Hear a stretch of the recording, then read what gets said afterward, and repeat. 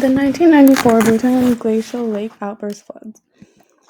We're going to talk about the cause, the magnitude and frequency, impact, and future plans. To introduce, the 1994 Bhutan Glacial Lake Outburst flood was a flood that occurred in the land of Bhutan on October 7, 1994. A glacial lake outburst flood occurs when a large amount of water suddenly bursts out of a glacial lake. So the cause. A key cause was climate change. It was really the long-term effect on glaciers. As global temperatures rose, increased glacial melting led to the expansion of the Lugi glacial lake.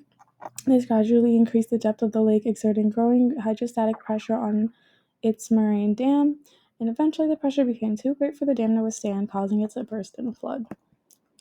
Magnitude and frequency. So the magnitude, it released 18 million cubic meters of water. It traveled 200 kilometers between the lake and Punakha within only 7 hours. Frequency, Lahaina is actually home to 4 glacial lakes. Glacial lake overfloodings are a significant natural hazard in areas with glacial lakes, and the threat persists as growing warming temperatures are causing glaciers to retreat fast, which is backed up by the National Center for Hydrology and Meteorology.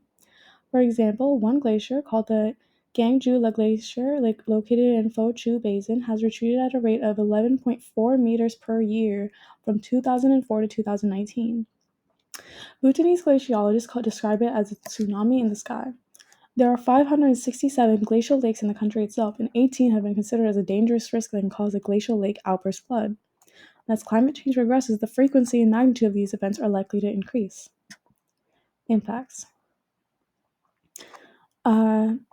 A quick go around. 91 households were disrupted by the flood. 21 people died. Infrastructure damage to the Punakha Dzong, which is the former capital of the administrative center of Bhutan, and biodiversity. Thousands of fish died. 10 years to recover.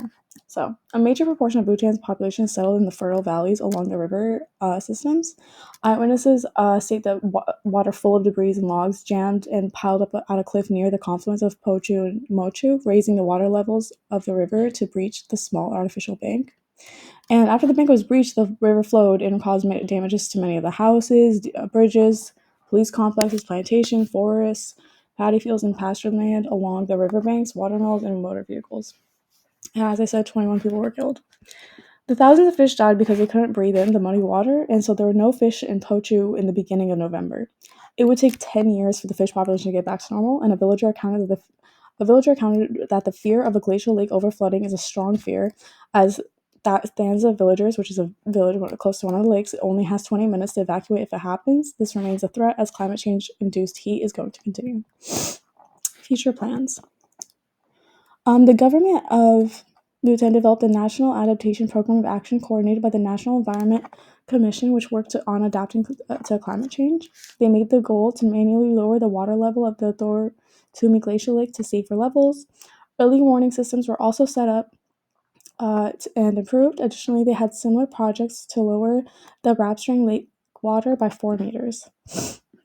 As radio signals were unable to come through when the river burst at night, it was recommended that the radio communication systems operate on a 24-hour basis. Once they are functioning, warning systems must be communicated effectively to all residents.